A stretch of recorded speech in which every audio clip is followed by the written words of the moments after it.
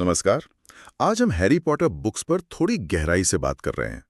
हमारे पास एक विश्लेषण है जो ये समझने की कोशिश करता है कि ये किताबें आज भी इतनी पॉपुलर क्यों हैं।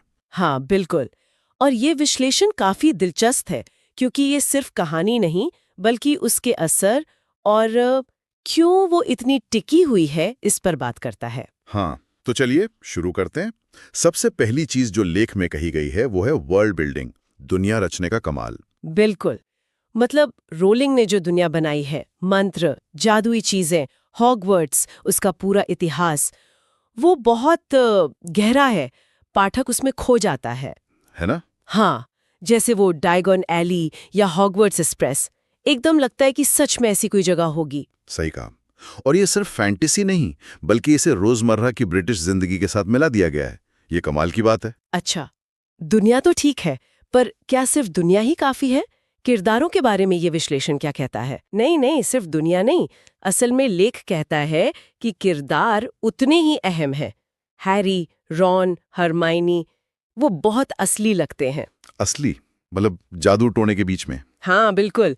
उनकी दोस्ती, उनकी लड़ाइयाँ, स्कूल का प्रेशर, वो सब पहचाना सा लगता है। मतलब वो उम्र के साथ बढ़ते हैं, उनकी दिक्कतें बदलती हैं, बिल्कुल असली बच्चों की तरह। तो ये सिर्फ एडवेंचर नहीं है। नहीं, लेख यही कहता है कि इसमें गहरे विषय भी हैं। दोस्ती, वफादारी, त्याग और पूर्वाग्रह जैसे मुद्दे भी।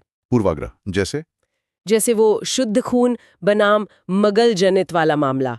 लेख कहता है कि ये सीधे सीधे समाज में जो नस्लवाद या भेदभाव होता है उस पर एक तरह की टिप्पणी है। अच्छा, हाँ ये तो है।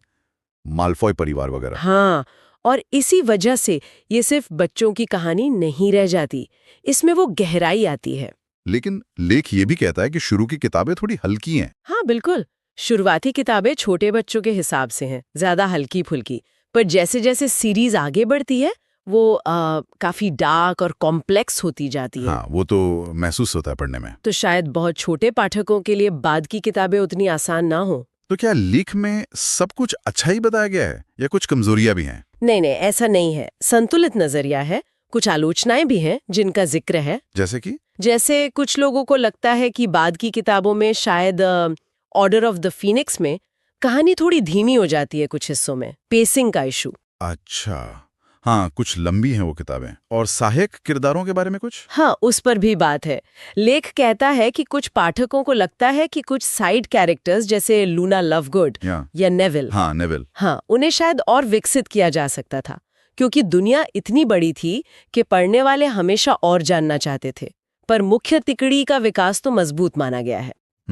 तो कुल मिला के लेख का निष्कर्ष क्या है? ये किताबें क्यों इतनी खास हैं?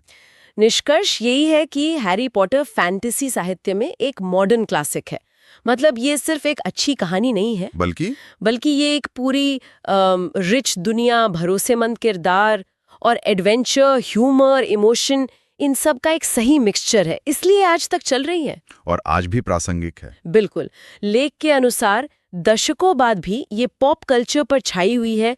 फिल्में, गेम्स, थीम पार्क्स और नई पीढ़ी के पाठक भी जुड़ रहे हैं। सही कहा। इसकी अपील खत्म नहीं हुई है। तो ये तो हुई विश्लेषण की बात। हाँ। पर इससे एक सवाल मन में आता है सोचने के लिए। बताइए। लेख ने जैसे बताया कि किताबें अपनी जादुई दुनिया में पूर्वाग्रह और भेदभाव जैसे मुद्दे उठाती हैं। हाँ, अब वो किताबें लिखे जाने के बाद से दुनिया काफी बदल गई है। तो आज का पाठक जब इन किताबों को पढ़ता है तो क्या वो हमारे आज के समाज के पूर्वाग्रहों से कुछ नए या अलग कनेक्शंस देख पाता है? मतलब क्या आज की नज़र से पढ़ने पर कुछ और परतें खुलती हैं? ये सोचने वाली बात है।